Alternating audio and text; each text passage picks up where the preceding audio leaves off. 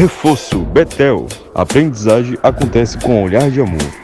E Prefeita Betinha Magalhães oferecem Jornal Mundial.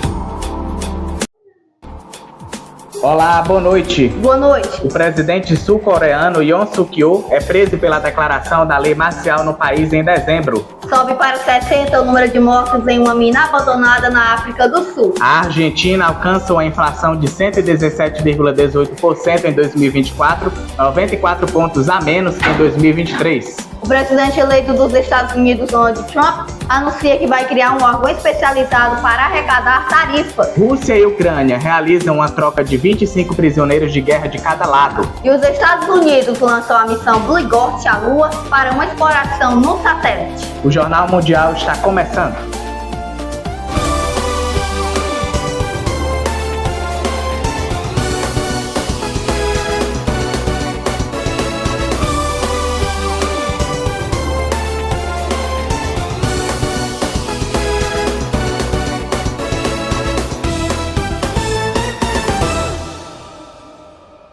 A Agência de Alimentos e Medicamentos dos Estados Unidos realizou a proibição do uso de corante vermelho eritrosina em alimentos. A reportagem é de João Pedro Coutinho.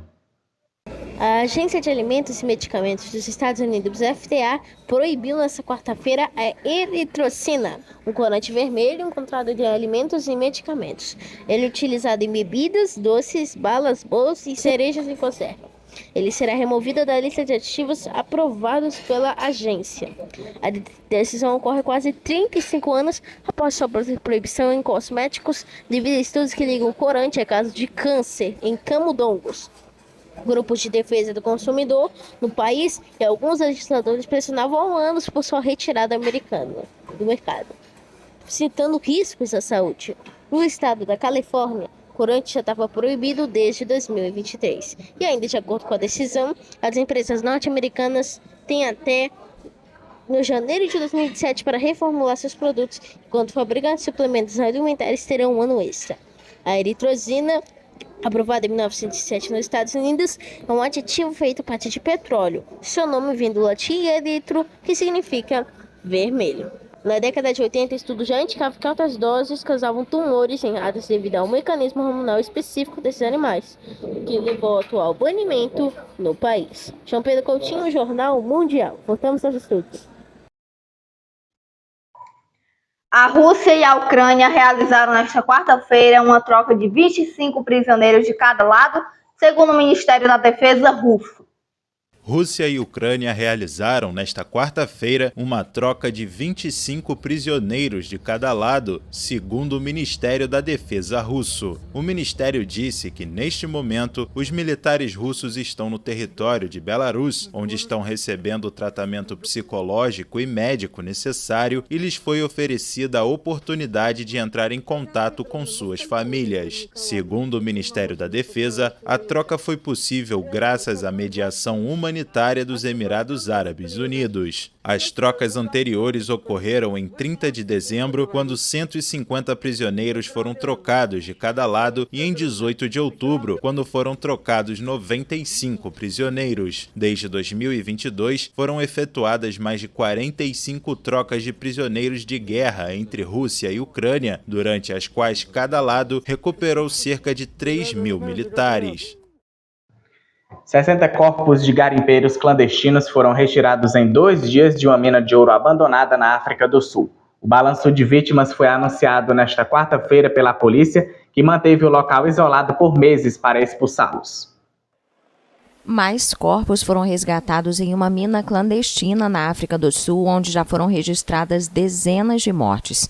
A polícia informou que 106 garimpeiros ilegais foram resgatados e presos por mineração ilegal.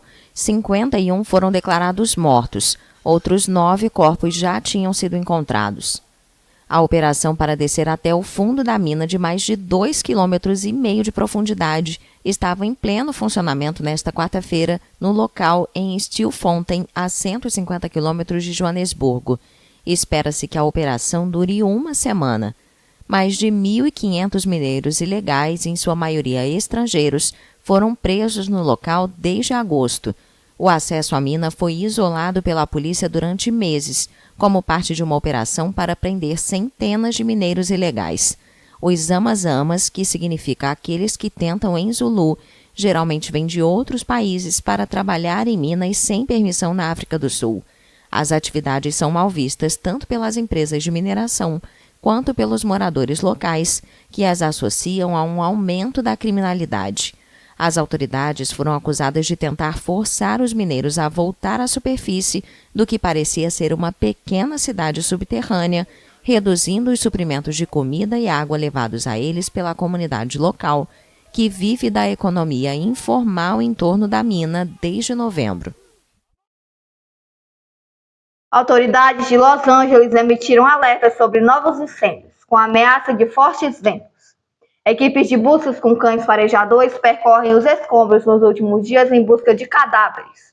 Alguns aviões despejam uma substância rosa sobre florestas, casas e qualquer outro alvo que possa estar no caminho das chamas.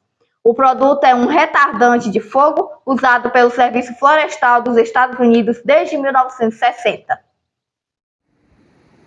Ventos fortes e quentes ameaçam reviver e intensificar os grandes incêndios que devastaram colinas e subúrbios de Los Angeles e deixaram mais de 20 mortos, além de sérios danos para a segunda maior cidade dos Estados Unidos. O Serviço Meteorológico Nacional dos Estados Unidos pediu para que a população esteja pronta para novas evacuações ao alertar sobre rajadas de ventos de até 110 km por hora.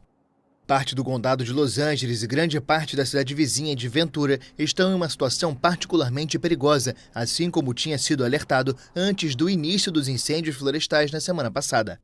Autoridades garantiram que estão preparadas para o retorno das chamas. O alerta acontece enquanto há mais de 90 mil evacuados atingidos pela incerteza sobre o destino de suas casas. Equipes de buscas com cães farejadores percorrem os escombros nos últimos dias em busca de cadáveres. Ao mesmo tempo, a indústria do entretenimento, com os estúdios Netflix, Disney, Amazon, Warner, entre outros, anunciou grandes doações para ajudar nos esforços de reconstrução. Também foram mobilizados centenas de voluntários para começar a distribuir suprimentos para os evacuados. Os ventos de Santa Ana são característicos dos outonos e invernos na Califórnia, mas neste ano tiveram uma intensidade que não era registrada desde 2011, com rajadas de vento de até 160 km por hora na semana passada. O que seria essa coloração rosa vista em locais afetados pelas chamas em Los Angeles? A substância, que contrasta com a fumaça cinza e a paisagem carbonizada, é um retardante de fogo. Grande parte do material do produto é chamado Phos-Chek, usado pelo Serviço Florestal dos Estados Unidos desde a década de 1960. A solução é uma junção de fosfato de amônio com aditivos como óxido de ferro, conhecido também como ferrugem, para dar a cor. Ele vem na forma de pó e é misturado com água antes de ser lançado. O produto continua funcionando mesmo quando essa água evapora. A tonalidade brilhante ajuda os pilotos a tentar garantir linhas sobrepostas e ininterruptas ao redor dos incêndios. Mas o pó afeta o meio ambiente? O Serviço Florestal relata que usa apenas os retardantes que atendem os critérios da Agência de Proteção Ambiental por serem praticamente não tóxicos para mamíferos, incluindo humanos e espécies aquáticas. Por outro lado, na maioria das circunstâncias, é proibido despejar em cursos d'água e em áreas que abrigam seres ameaçados ou em perigo de extinção. Até agora, as chamas já deixaram pelo menos 24 mortos, mais de 90 mil pessoas deslocadas e centenas de casas destruídas em Los Angeles. Veja a seguir, o presidente sul-coreano é preso pela declaração da lei marcial no país em dezembro. E o presidente eleito dos Estados Unidos, Donald Trump, anuncia que vai criar um órgão especializado para arrecadar tarifas.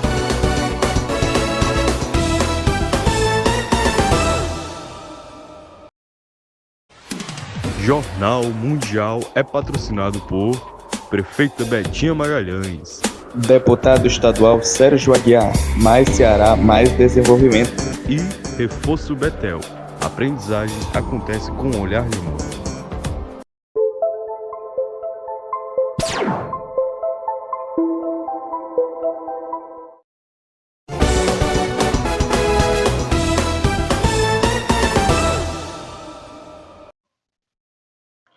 O presidente sul-coreano Yoon Suk-yeol foi preso nesta quarta-feira depois que centenas de policiais e agentes anticorrupção invadiram a sua residência, onde ele estava escondido desde a imposição polêmica da lei marcial em dezembro.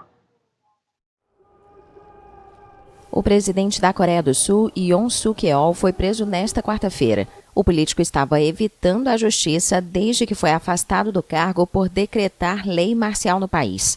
O líder conservador mergulhou a democracia asiática em sua pior crise em décadas, ao suspender a ordem civil e enviar soldados à Assembleia Nacional na noite de 3 de dezembro, embora tenha revogado a medida horas depois. Suspenso por uma moção de impeachment parlamentar, Yoon também foi alvo de uma investigação de insurreição que o levou a se tornar o primeiro presidente do país a ser preso enquanto estava no cargo. Centenas de policiais e membros do Escritório de Investigação Anticorrupção invadiram a residência de Yoon em Seul na manhã desta quarta no horário local. A residência era protegida por milhares de apoiadores e pela leal guarda presidencial que impediram uma primeira tentativa de prisão em 3 de janeiro.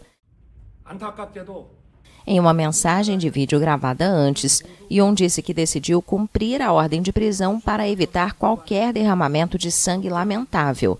O presidente foi interrogado na agência anticorrupção, mas, de acordo com um funcionário do local, se recusou a responder às perguntas. A ordem judicial atual permite a detenção por um período máximo de 48 horas. Para manter Yoon preso, os investigadores teriam que solicitar uma nova autorização da Justiça. O presidente também enfrenta um julgamento que começou na terça-feira no Tribunal Constitucional, que deve decidir se ratifica ou não o pedido de impeachment aprovado pelo parlamento. A inflação na Argentina alcançou 117,8% no ano passado, um recuo de quase 94 pontos em relação aos 211,4% de 2023. Os números do Instituto Oficial de Estatísticas indicam que em dezembro o aumento dos preços ficou em 2,7% em relação ao mês anterior. Trata-se da terceira medição mensal consecutiva abaixo dos 3%, embora tenha tido um leve repique por fatores sazonais. O dado confirma a continuidade do processo de desinflação, escreveu no X o ministro da Economia, Luiz Caputo. O indicador foi impulsionado principalmente pelos setores moradia, água, eletricidade, gás e outros combustíveis que tiveram aumento de 5,3% e comunicação com 5%. Os setores com menor crescimento foram equipamento e manutenção do lar, com 0,9% e peças de vestuário e calçados com 1,6%. O presidente eleito dos Estados Unidos, Donald Trump, informou nesta terça-feira, a menos de uma semana de seu retorno à Casa Branca, que vai criar um órgão especializado para arrecadar tarifas. O anúncio foi feito nas redes sociais, que faz parte da estratégia dele de aumentar as tarifas sobre aliados e adversários. O objetivo é pressioná-los a tomar medidas sobre questões variadas como imigração e tráfico de drogas na fronteira. México e Canadá, parceiros dos Estados Unidos no Acordo de Livre Comércio da América do Norte, assim como a China, rival econômico e comercial de Washington, estão incluídos nos anúncios do republicano. Ele também ameaçou com o aumento generalizado das tarifas alfandegárias, além de uma taxação mais alta sobre todos os produtos importados da China. Embora o presidente afirme que o custo dessa política será pago por países como a China, as tarifas na realidade são impostas sobre os bens que entram no país, o que significa que o dinheiro virá do bolso dos importadores. Alguns economistas alertam que o custo destas medidas pode acabar sendo repassado para os consumidores, que poderiam pagar preços mais altos por itens de consumo final. Trump também criticou os esforços que os Estados Unidos fizeram no passado para firmar acordos de livre comércio. O republicano qualificou os feitos de leves e pateticamente fracos. A seguir, o Ministério da Educação anuncia um pacote para professores que inclui pé de meia, salário adicional e descontos em hotéis. E os Estados Unidos lançam a missão Blue Ghost, a Lua para explorar.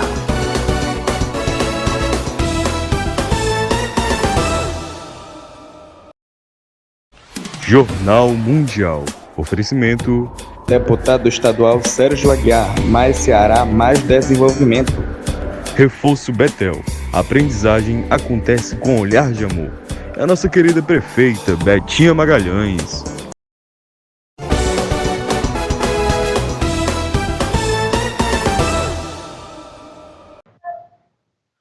O Ministério da Educação anunciou um pacote para professores que inclui pé de meia, salário adicional e descontos em hotéis. Conversamos ao vivo com Gabriel Braga para sabermos de mais informações. Boa noite, Gabriel. Boa noite para você, Gabriel, e boa noite para Alice. Boa noite para você de casa, que não está nos assistindo neste momento. Exato, o governo federal lança pé de meia para incentivar formação de professores. O ministro da Educação, Camilo Santana, do PT, anunciou na tarde desta terça-feira, dia 14, ao lado do presidente Lula, do PT, uma série de medidas voltadas para os professores da educação básica, infantil, fundamental e médio do Brasil. Além do pé de meia licenciatura, o MEC divulgou, entre outras ações, a concessão de bolsas adicionais ao salário para atuação em áreas remotas e a criação da Carteira Nacional de Professores com vantagem para a categoria em bancos e hotéis. O pacote do governo federal, chamado de Programa Mais Professores para o Brasil, inclui medidas em distintas frentes na tentativa de aumentar a atratividade de carreira do magistério e reter profissionais. As iniciativas vão desde o estímulo financeiro a jovens para cursares a licenciatura até benefícios práticos aos profissionais já formados. É isso mesmo, essas são as informações. Volto com vocês aí no estúdio do Jornal Mundial. Uma boa noite para vocês. Muito obrigado, Gabriel, pelas suas informações. Até amanhã. Hora de nós sabermos a previsão do tempo para amanhã. Boa noite, Marcelo. Oi, Alice. Boa noite para você, para o Gabriel e boa noite para você. Tempo instável provoca pancadas de chuva em grande parte do Brasil nesta quinta-feira. No sul, áreas de instabilidade provocam pancadas de chuva isolada pelo interior do Rio Grande do Sul, de Santa Catarina e do Paraná. No leste catarinense e paranaense, o transporte de umidade do oceano em direção à costa favorece para chuva isolada. Tempo firme em grande parte do Paraná e também nas áreas mais ao sul do território gaúcho. No sudeste, o tempo segue instável e com precipitações a qualquer hora do dia, em grande parte dos estados da região. Pode chover forte entre Espírito Santo e Minas Gerais e não se descarta temporais. Por um outro lado, em São Paulo, o sol aparece, mas tem previsão para pancada de chuva na costa litorânea e também nas áreas do centro-norte do estado. Já na parte oeste e sudoeste paulista, o sol predomina ao longo do dia e não chove. No centro-oeste brasileiro, dia de céu nublado e com chuva a qualquer momento entre Goiás, Mato Grosso e centro-norte de Mato Grosso do Sul, onde podem ocorrer alguns temporais localizados. Na parte oeste e sudoeste do território sul-mato-grossense, chove isolado em níveis moderados e com presença de raios, enquanto a faixa leste tem tempo firme. Na região nordeste, tempo instável e com chuva a qualquer hora do dia em grande parte da região. Destaque para o tempo mais fechado e com chuva a qualquer hora na Bahia, no Maranhão, Piauí e no interior de Pernambuco, que podem ter chuva forte e alguns temporais isolados. A região norte, pancadas de chuva alternadas com períodos de abertura de sol em Rondônia, no Amazonas, centro-sul do Pará, Tocantins e no Acre. O tempo fica firme e o sol aparece entre nuvens em Roraima, noroeste do Pará e no interior do Amapá. Alice, Gabriel, uma boa noite a todos e até amanhã. Obrigada, Marcelo. Até amanhã. A NASA e as empresas Firefly, Aerospace e SpaceX lançaram nesta quarta-feira da Flórida a missão Blue Ghost, que está programada para chegar à Lua em 45 dias para explorá-la por meio de 10 instrumentos.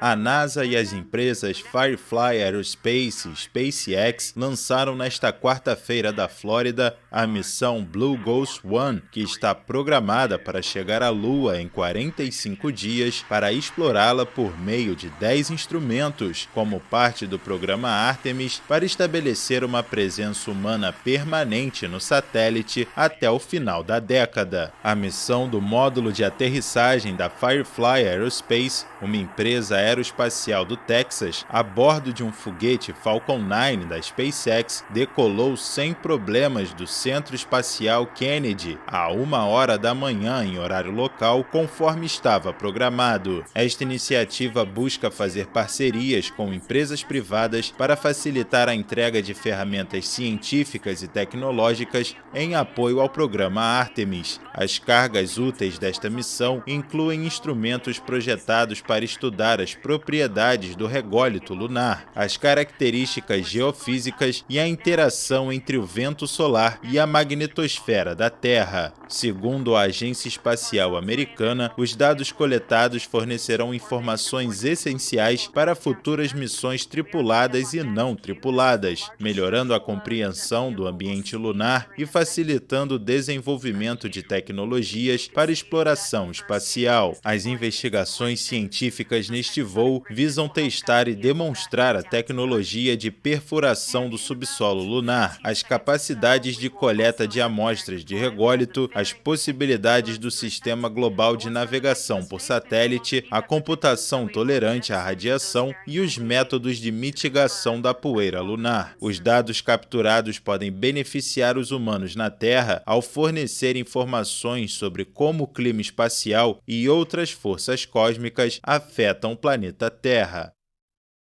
Que venham mais descobertas, né? Verdade, mais avança. Para rever nossas reportagens, volte o vídeo aqui no YouTube e não esqueça de seguir nossa página lá no Instagram, TV Mundial Oficial. A edição do JM de hoje termina aqui. Boa noite. Boa noite, até amanhã.